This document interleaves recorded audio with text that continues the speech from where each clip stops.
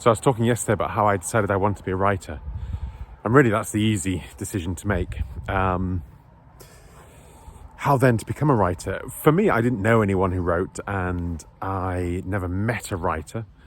And the only writers I ever came across were on Radio 4. And they all seemed to be 29 and had struggled and been poor. And then at 29 they got published, and that seemed to be the end of the story. So that was kind of my plan. And so but I also knew I read a lot of books, so that's really important.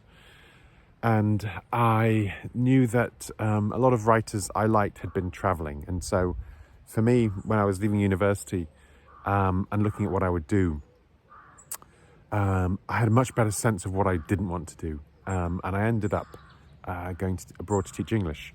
And again, that was quite a lucky move for me, because I ended up working with VSO. I was their youngest ever volunteer to go to China, and was working in very rural China. And there was two of us who were posted in pairs for our mental health, and the nearest foreigner was about 12 hours bus journey away.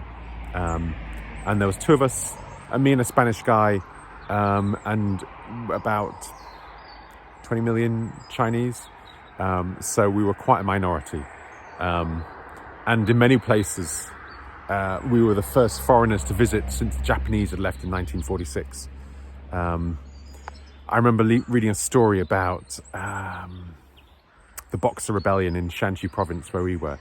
And there were more foreigners had been killed in Taiyuan by the Boxer rebels than were working in China in 1993 when I was there. Or working in that province, sorry.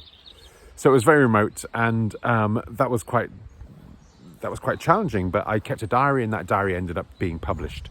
So that was quite lucky, and that was lucky in that starting to write fiction is more challenging. But I think if you can write so travelogue worked quite well for me, because you've done it, you were there, you knew the kind of how the scenes would unfold because you lived through them.